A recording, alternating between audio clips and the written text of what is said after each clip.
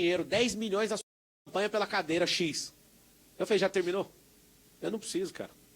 Eu vou remar com 3 milhões, com 4, com 15, mas com o seu dinheiro é não. O seu dinheiro é o mais caro que existe. E aqui a minha declaração, vou abrir para perguntas para vocês. Obrigado por vocês me ouvirem. Eu não vendi a prefeitura para ninguém. Não devo satisfação dela a não ser para o povo. Se eu falei que em 18 semanas todo mundo vai estar zerado na fila de exame, em 18 semanas ela vai estar zerada. Se não tiver, eu vou te pagar em dinheiro. Esse homem aqui, ó, vai a gente recuperar o caixa dessa prefeitura, vai ajudar a tirar esse passivo que a gente tem monstruoso. Nós iremos tocar com seriedade, vai ser um governo revolucionário. Para quem está ansioso sobre presidente da República, eu vou cumprir esse mandato com o maior prazer do mundo. 460 dias, eu vou dar minha vida nisso. É isso que eu vim falar para vocês. Então já está anunciado o Sintra. Aí durante a semana eu vou apresentar mais nomes, que a gente está nessa fase de depuração. O Sabará é do Republicano. Você é de qual partido que você é filiado? Ele é filiado ao PP. Depois disso, eu as aberturas para os partidos. Ninguém está falando que Republicano nem PP está me apoiando, só para você saber. Mas depois, não devendo nada para ninguém, vou chamar o presidente do PP, que é o Ciro, o Marcos, né? Vou chamar pessoalmente e falar, quero dar abertura para vocês, mas fazer uma gestão eficiente. Não quero companheirada dentro de Prefeitura de São Paulo. Muito obrigado aí, boa noite a todos. Quiser fazer pergunta, tem perguntas? Boa tarde, eu sou a Mara Luqueiro, professor Sintra, tudo bom? Grande mestre. Professor, você falou da Prefeitura de São Paulo. A Prefeitura de São Paulo, o caixa da Prefeitura de São Paulo, é um dos melhores do país por conta da reforma da Previdência que foi feita. Você disse que não, que tem uma data, que é essa Prefeitura. Então, a minha pergunta é, qual é esse prazo? Porque até hoje, inclusive, todos os investimentos que foram feitos que está no caixa. A reforma da Previdência da Prefeitura de São Paulo foi uma das mais bem-sucedidas do país. Para quanto tempo dura esse dinheiro? Você falou, não, eu estou vendo que isso vai colapsar. É a minha primeira pergunta. E, na sequência, você vai fazer o imposto único, porque uma das grandes reclamações dos empreendedores paulistanos é o peso do imposto. Você vai fazer um imposto único em São Paulo?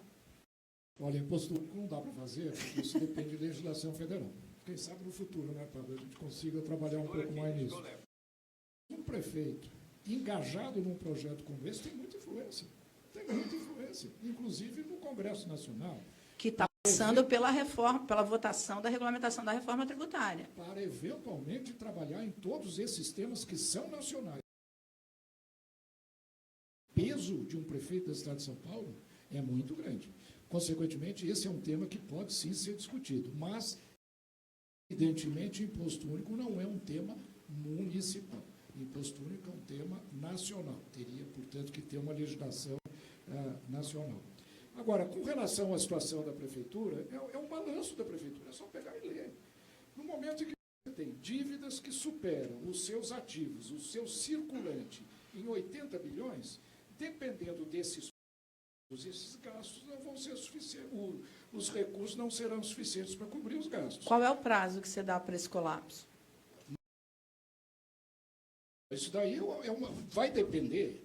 A primeira coisa, Previdência. A Previdência já está hoje com déficit gigantesco nacional e, inclusive, no âmbito municipal. Existe um déficit atuarial grande e ele vai se agravar na medida em que, demograficamente, você vai tendo cada vez menos pessoas contribuindo para mais gente aposentada. Mas em São Paulo? Isso é coisa para 5 anos, isso é coisa para 10 anos. Mesmo com o aumento da contribuição dos aposentados em São Paulo? Mesmo com o aumento da contribuição, o governo federal já está dizendo que vai precisar fazer também uma reforma previdenciária urgente, caso contrário, a Previdência Nacional pode quebrar. Olha o que aconteceu com a Grécia, olha o que está acontecendo com a França. Nós corremos o risco de, muito em breve, ter o mesmo problema. Então, primeiro, o fato de você ter caixa quer dizer que você tem aquilo guardado para fazer despesas imediatas. Agora, se os seus credores vierem cobrar no tempo hábil, você tem que ter o passivo circulante pelo menos igual ao seu ativo circulante. Então, não é uma situação tranquila a questão previdenciária em São Paulo? Porque o que se coloca... E vocês pensam em aumentar a contribuição dos aposentados? É isso que eu falei. Uma das coisas que marca a minha presença, o meu pensamento, a minha ideologia econômica é não aumentar imposto, é maximizar o uso de imposto. Existe desperdício, existem outras maneiras. Eu vou preconizar, não é aumentar a contribuição, não. É criar um novo mecanismo de financiamento da previdência, que não dependa de mão de obra. A mão de obra independente hoje está tomando conta da mão de obra. E o financiamento da Previdência é feito através de mão de obra CLT. Isso está minguando. Então, naturalmente, as fontes de financiamento da Previdência estão minguando. A Previdência pública já chegou ao ponto, aí eu não sei exatamente quanto é em São Paulo, mas chega até 17% da contribuição. Em alguns estados, até 20% da contribuição para a Previdência. Isso é insustentável. Se não financeiramente, é insustentável politicamente. Então, eu acho que há necessidade, sim, de se rever tudo isso que está hoje escrito no balanço. Eu não estou inventando nada. Eu posso dizer para você, eu fui convidado há 4 dias para participar desse governo, não me debrucei profundamente, mas a primeira coisa que fui fazer foi procurar o balanço. E mais ainda, procurei um dos maiores especialistas em contabilidade pública e privada, Stephen Kunitz, que é um gênio na área de contabilidade. E chegamos à mesma conclusão. Então, é uma questão de a gente, evidentemente, esmiuçar isso um pouco mais cuidadosamente, mas a situação não é tão ruim como parece. Pessoal, a solvência de um governo não se define pelo caixa, se define pelos compromissos e pelos seus recebimentos ao longo do futuro. Pessoal, e eu acho, só para completar, pode terminar. Eu acho que se nós trabalharmos com os CEPACs corretamente e transformarmos os CEPACs num artigo negociável em bolsa, inclusive absorvido por fundos de pensão, São Paulo vai ter muito dinheiro. Isso não foi feito. E estava no projeto original. Eu garanto para você, se nós conseguirmos isso, e com a capacidade e a liderança política dele, eu acho que nós conseguimos, em 2 anos nós vamos abaixar imposto e aumentar a arrecadação no mínimo 30%. Pessoal, eu tenho dois compromissos agora. Quem quiser fazer pergunta para mim, faça agora, e aí depois para o professor, e eu preciso partir para os outros 2 compromissos. Vamos lá.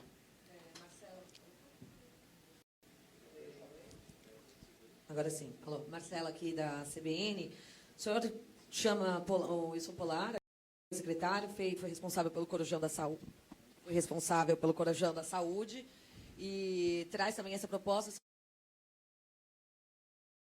18 meses. Semanas, 18 semanas finalizar a questão da fila, que se não for feito, isso vai ser dado no cheque. É basicamente um novo... Bom, é basicamente um novo Corujão da Saúde. Pergunto também, você foi buscar o Wilson Polara, Marco Sintra, disse que está atrás de pessoas que têm credibilidade, tradição, vai atrás de outras pessoas que foram secretários em governos, em gestões anteriores, como, por exemplo, de João Dória, que é o caso do Wilson Polara? Na verdade, esse cara aqui, ele trabalhou com o João e rompeu com o João.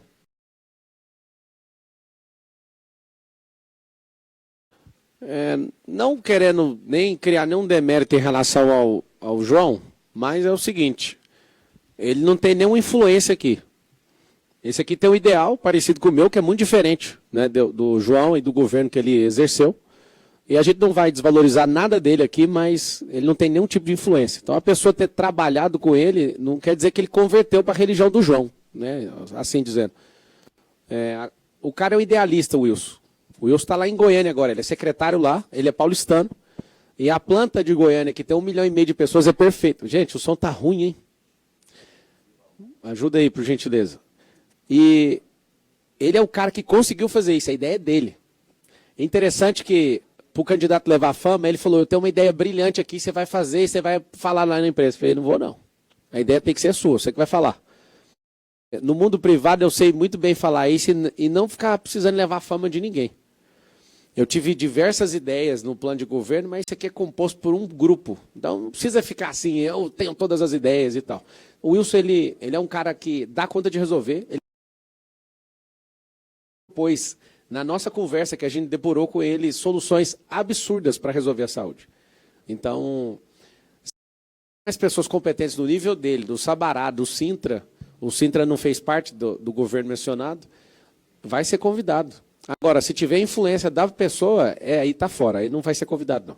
E o Sabará vai ser secretário de quê? Eu não prometi nada para eles, acredita? Ele é um cara que está sendo... Eu estou testando para ver... Estou testando ele diferente de todo mundo. É um cara que eu confio mesmo. E, inclusive, o mundo político fez de tudo para tirar o Sabará de perto de mim. Tudo. Por quê? Porque ele abriu todas as portas. Ele fala com todo mundo. Todo mundo conhece isso aqui, ó. Coisa que político não tem, o Sabará tem. Que é coração. Realmente, ele tirou 3.500 pessoas da rua e nós vamos resolver esse problema da Cracolândia. Viu? A gente pega lá do nosso orçamento R$1 bilhão. Esse aqui é 2,6, 1 bi. É para tirar a gente da rua e o Ricardo tratou isso como um investimento, porque aumentou os moradores de rua, 23%.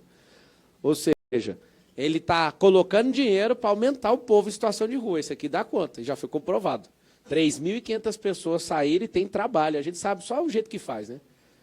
Depois a gente pode tratar um dia sobre o porquê que não zerar a Cracolândia, podendo zerar, né? Tem um interesse de alguém na política em não terminar de limpar Rio Tietê, pagar alguém para limpar uma casa. Você paga alguém a vida inteira para limpar uma casa. Tipo, aí a pessoa vai lá, deixa sujar ela mesma. 2 serviços para continuar recebendo. Tem como resolver o problema. Da Cracolândia e do Tietê, que é uma coisa que é junto com o Estado de São Paulo. Próximo. Adriana da CNN. Tudo bem, candidato? Tudo bem. Hoje a ministra Carmen Lúcia fez uma advertência a escalada da violência nas campanhas. Ela disse que a Justiça Eleitoral não vai admitir a agressão física. Hoje, o senhor, depois do episódio, em um vídeo, disse que vocês vão entrar em uma guerra e que o povo precisa ficar revolto, e os seus adversários consideraram isso incitação ao ódio. Como que vai ser daqui para frente? O que a gente pode esperar? O que a gente tem que esperar é que o Datena bateu em mim e ninguém falou nada. Né? Eu respeito o posicionamento da Suprema Corte na figura da ministra Carmen Lúcia. Da minha parte, eu apanhei calado, podendo ter agredido poderosamente, usando o artigo 25 do Código Penal de defesa. Poderia ter tomado o banco e não sei se você percebeu bem na cena. Eu fui ali como um cordeiro. Eu não sou de agressão. Agora, repito e reitero. Se realmente estiverem preocupados com isso, que afaste o Datena, que foi para agressão. Porque começou na cabeça dele a agressão. Segundo, Duda Lima, que é marqueteiro do Nunes, e ele deu o controle justamente porque o que ele desenhou com o Nunes não está dando certo. E aí ele foi para agressão para cima do Medina, e automaticamente, na minha visão, já está 100% vinculante, é vinculado, está condicionado e vinculado. Se tomar essas decisões, o Medina desconecta da campanha. Aí que está o problema. Quando acontece com a vinculação do meu nome, existe uma guerra. E eu não sou de porrada de fazer isso. Eu sou esportista, eu não sou a favor disso, eu sou alguém que tem nervo de aço, aguento qualquer coisa, então, da minha parte, fique tranquilo. Sobre eu falar sobre a guerra, realmente o povo precisa se revoltar. Inclusive, na continuação desse vídeo, eu falo assim, não precisamos tocar em arma, nada disso. Sem nem tocar em ninguém, absolutamente. Agora, que bom que ela se levantou e falar isso, porque realmente o Datena precisa de ouvir. O Medina, que em legítima defesa fez isso, e o Duda Lima também. Então, assim, eles realmente precisavam desse puxão de orelha, né, da representante da Suprema Corte. Da minha parte, é zero violência, tá? Boa noite, candidato. Boa noite. Ana Luísa, da Folha. Tá meio ruimzinho mesmo, né? Boa noite, secretários. Ainda sobre esse episódio, eu queria esclarecer, candidato, porque depois que o senhor foi alvo da cadeirada do Datena, o senhor disse algumas vezes corretamente que a culpa era sempre do agressor e que nada justificava a violência. E aí, como o senhor disse, o senhor encara o episódio de ontem como um ato de legítima defesa, né?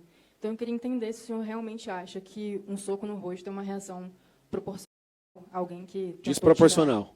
O Instituto de Legítima Defesa, no Código Penal, é repelir, está escrito assim no tipo penal. Eu amo falar isso, eu sou jurista, eu fiquei 5 anos na faculdade, eu tenho que falar isso toda vez. Acabei não seguindo carreira, mas sou apaixonado, principalmente em direito penal. O tipo penal fala repelir moderadamente. Eu acho que, pelo que ele fez e continuou dando isso, é porque vocês não viram o que aconteceu antes. Eu não vou dar declaração, porque eu não quero comprometer o Duda, a gente registrou isso no boletim de ocorrência, tá? A informação errada que a imprensa deu, infelizmente, é que o Medina foi detido e não foi porque ele foi no carro nosso. E ele registrou um boletim de ocorrência contra o Duda. Então, antes teve uma pequena agressão do Duda, né, batendo na mão do Medina, e ele falou, já é uma ameaça. Poderia ter registrado o artigo 136. É 136 ameaça? 136. Só que registrou só o 129 por conta da agressão de natureza leve. Agora, se ele faz comigo, eu já provei que eu não preciso ir para cima. Eu já fui agredido por pessoas e eu só me afasto. É duro como homem falar isso e com virilidade que eu tenho, ver um sentar uma banquetada na minha cabeça e eu falar, poxa, de ferro, não sei quem me falou, 40 quilos, aquilo ali pode matar uma pessoa. Então, assim, o que ele tinha ali naquela hora, pelos meios, vou falar como jurista, configura sim a legítima defesa.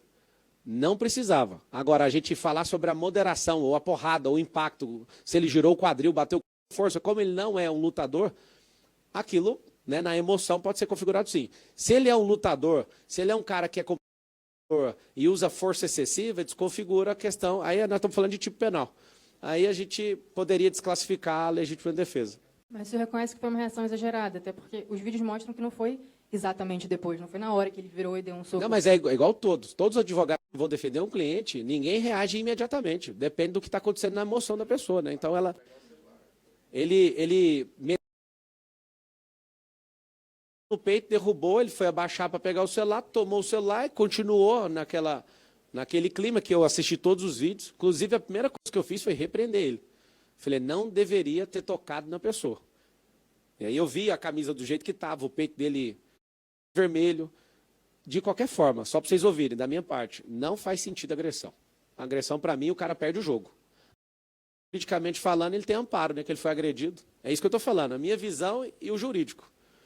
Se você perceber no mundo jurídico muitas coisas, você pode ter sua visão, mas você pode defender uma pessoa com o próprio amparo. Não é isso que faz aí libertar o tanto de... Igual o pessoal está fazendo. Isso é o pessoal, tá? O pessoal quer liberar 24 mil traficantes que foram presos como traficantes. Então, de toda forma, tirar esses caras da cadeia. Por quê? Porque a visão jurídica deles é que não tem que ficar na cadeia. Boa noite, candidato. Boa noite. Tudo bem?